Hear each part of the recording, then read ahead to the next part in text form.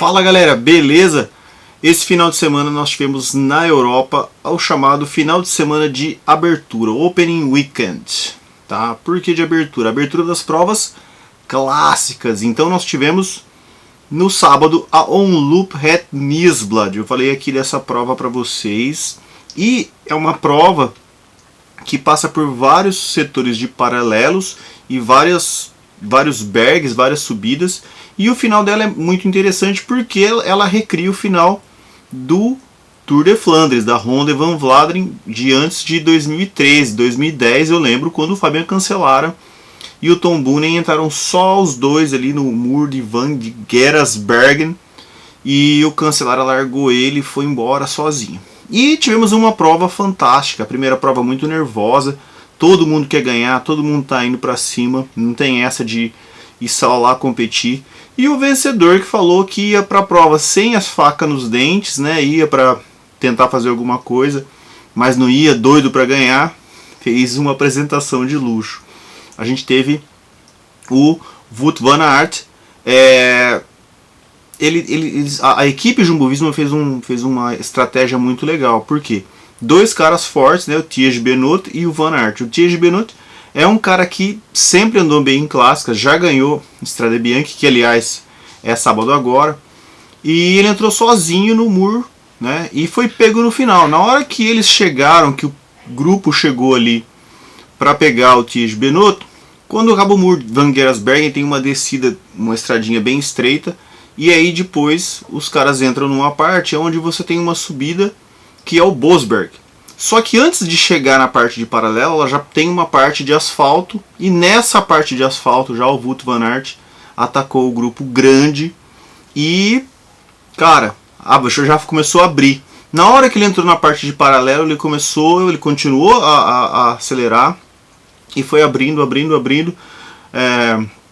Alguns tentaram vir atrás dele, mas ninguém com sucesso. E aí ele foi abrindo e na hora que o pelotão, tinha um pelotão grande atrás, o pelotão tentou de muitas vezes acelerar para pegar ele, só que esses 12 km o Van Aert é um dos melhores contrarrelogistas do mundo. Ele fez simplesmente mais de 53 de média, com a bike de estrada, e chegou sozinho ao ponto de poder comemorar, tal. Então assim, na hora que ele chegou, ele só para chegar ao pelotão que o segundo e o terceiro lugar foram respectivamente o Sonny Colbrelli e o Greg Van Avermaet, deu só 22 segundos, mas ele tirou o pé ali, ele estava quase 30 segundos na frente dos caras e ganhou de uma forma impressionante. Ganhou com a camisa de campeão belga, fazia anos e anos que isso não acontecia, o cara ganhar essa prova. Ele nunca tinha ganho a Omloop Het Nieuwsblad. E outra coisa, foi sua primeira prova. Ele não tinha competido prova nenhuma de road bike esse ano, só de ciclocross. E foi a primeira prova e venceu. Então, isso aí fazia 42 anos que não acontecia. O cara chegar numa prova como a Omloop Het Nieuwsblad, de primeira vez, da primeira prova e ganhar. Então, já dá pra gente perceber que ele tá muito forte. Não só ele, mas a equipe Jumbo-Visma tá com uma equipe de clássica muito forte mesmo. E se a gente continuar com os caras nessa forma, principalmente o Van Aert, é difícil de ver alguém que vai bater de frente com ele ali. Só se alguém melhorar muito, né? Tem ali, hoje a gente está no começo de março, a gente tem mais um mês para começar, para ter a volta de Flandres, e difícil alguém melhorar tanto para chegar e bater de frente com ele. Bom, no outro dia nós tivemos a Kuurne-Bruxelles-Kuurne, que é uma prova com uma dinâmica um pouco diferente, porque ela não tem tantas subidas e geralmente você tem um sprinter ganhando. Nós tivemos uma fuga, e essa fuga era uma fuga assim que foi muito legal, porque a fuga com três caras, o Christophe Laporte, o Taco van der Horn e da Ineos Grenadiers, o Jonathan Narvaez. E os caras foram pegos em cima da linha. A gente via que os caras do Wolfpack, da Quick-Step e Alpha Vinyl vieram puxando, fazendo força para pegar os caras. E faltando assim, tipo, menos de 100 metros, a gente via o Yves Lampaert puxando absurdamente.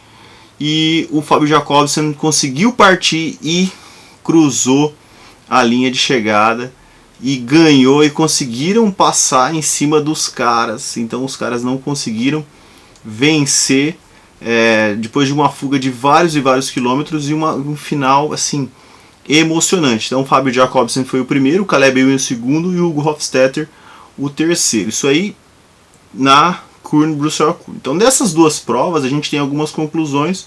Primeiro, a Jumbo-Visma e a Quick-Step são as grandes forças das clássicas para essa temporada. Outra coisa, Peter Sagan não chegou 6 minutos atrás na Omloop e quase 10 minutos atrás na Kuurne-Bruxelles-Kuurne.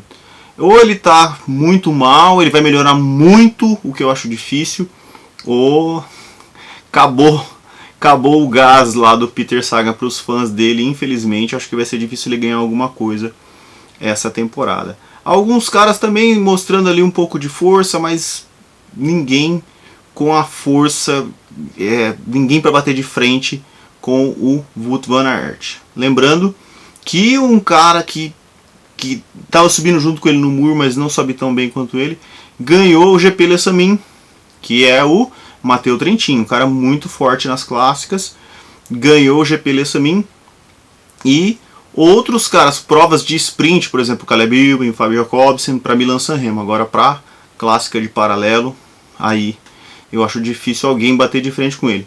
Uma coisa legal foi o Van Avermaet ser terceiro colocado na Omloop Red Nisbet, prova que ele já ganhou 2 vezes. Outra coisa interessante, nós tivemos a Drôme Classic, né? E o vencedor foi nada mais nada menos que o Jonas Vingegaard. E o cara ganhou de uma forma em cima do Guilherme Martin e do Bernard Cosnefroy. Então o Jonas Vingegaard vem com força total. Falando em Jumbo-Visma, a gente tem umas coisas legais também para falar, que são as novas bikes da Cervelo que foram vistas no pelotão. Primeiro, a gente vê a nova Cervelo S5, que é a bike que o Van Aert estava usando. São mudanças muito pequenas e muito sutis. É uma evolução da bicicleta, então você tem uma caixa de direção um pouquinho mais longa e um pouquinho mais estreita, aproveitando a mudança das regras da UCI do aquele 3 em 1, isso aí não tem mais. Alguma característica ali do City Tube, da emenda do City Tube com o chainstay ali. Então a gente tem algumas coisas diferentes. Ali é o lugar onde está o movimento central um pouco mais gordo, assim, para ficar um pouco mais firme. Mas a bike, se você olhar assim para as duas, é difícil você perceber essa diferença. E uma outra bike que foi vista não com a Jumbo-Visma, mas com o pessoal da equipe de desenvolvimento da Jumbo, que é a Soloist. A Cervelo está relançando a Soloist, que foi uma bike famosíssima da Cervelo, a primeira bike aero da Cervelo. Bom, falando das mulheres, a gente teve na Omloop Red Nisbet a vencedora foi Annemiek van Vleuten. No GP Le Samyn, a Emma Nosgard também, as duas da Movistar. E aí a gente tem algumas outras coisas que eu achei bem legal que aconteceram nessas provas, que muita gente, principalmente nas provas de cobbles, está abandonando os pneus tubulares e indo para tubeless, né?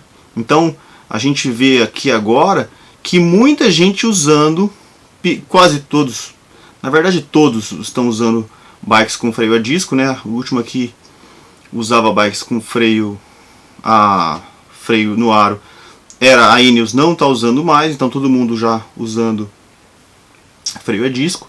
Aquela história que os caras estavam usando há um tempo atrás, a Specialized tinha feito um aro para usar com pneu com câmara, já voltaram atrás, agora a Specialized voltou para os tubeless, então a gente vê, não é anunciado oficialmente, mas como protótipo, o pessoal da Quick-Step usando rodas e pneus tubeless, né? A Shimano continuando com os grupos, mas o pessoal não está usando ainda, todas as equipes têm os grupos novos, e a gente tem outras coisas, como eu falei, para mim o mais importante é que as principais bikes, muitas equipes usando rodas e pneus tubeless nessas clássicas de paralelo.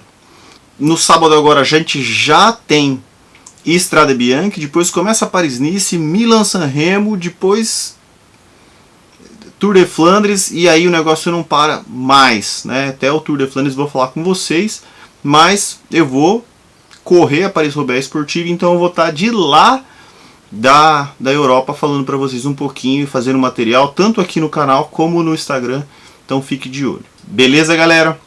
Então esse foi mais uma Notícias do Ciclismo da Semana para você. Até o próximo vídeo. Abraço.